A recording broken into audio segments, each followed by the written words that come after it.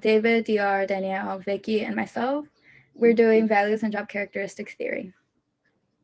So the first part of our presentation is the job characteristics theory or model, which is best described as a criterion for the overall fit an employee would have in a given job at a firm.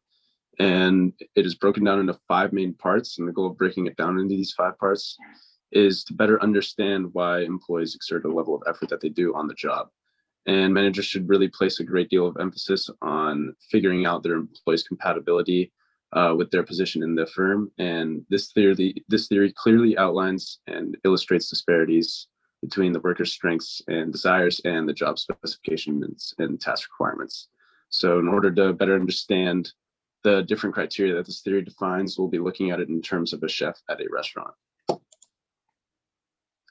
And the first part of the 5 is skill variety, which is the degree of talent or specialized skills required to complete a task on the job.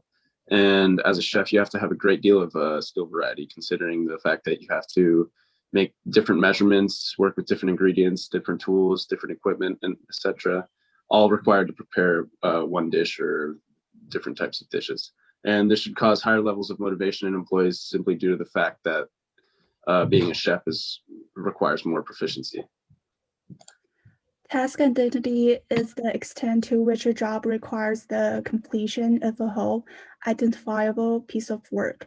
Being a chef also has a high level of task identity due to the fact that most food must be prepared thoroughly and carefully to ensure that all people who eat the dish don't have the bad reaction. That results in high level of motivation in order to create a great dish, as opposite to an assembly line worker with little involvement on the finished good. Task significance is the perceived impact that employees feel their work has on others. The high degree of impact that food has on others makes being a chef a very rewarding job. This aspect of the job provides workers with a high level of satisfaction because seeing a customer's face light up after taking the first bite makes for a great incentive.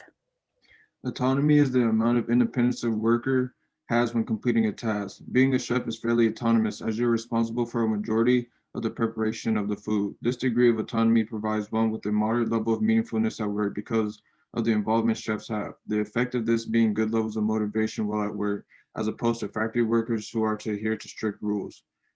This job has high levels of feedback because you can see if a customer is genuinely enjoying the meal or if the food is not up to par. Feedback is very important because it's a chance for employees to build up their strengths and fix weaknesses. This aspect of work as a chef makes being a chef better for service-oriented individuals.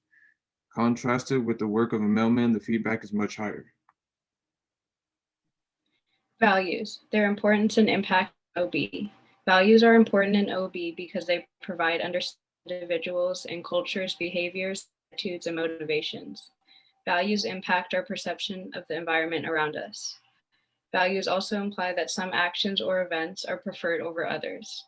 The 2 types of values portrayed in the Rockheach Value Survey are terminal values and instrumental values. Terminal values are the intentions that a person wants to accomplish during their lifetime and acceptable end states of existence. Instrumental values are desirable forms of behavior or means of obtaining one's terminal values. Examples of values and how they affect organizational behavior. An example of this is when a woman has a track record of investing in a company that is led by females because she's a big believer in supporting women entrepreneurs. By investing in this, she's supporting her values. This could also be a person associated with a company due to the values of the company aligning with their own. For example, when people associate with nonprofit organizations because they believe in the work that the nonprofit does and it doesn't compromise their values. This can also be a company that states that they're socially responsible and that person's value may favor the company and what they believe in as well. Thank you, and that concludes our presentation.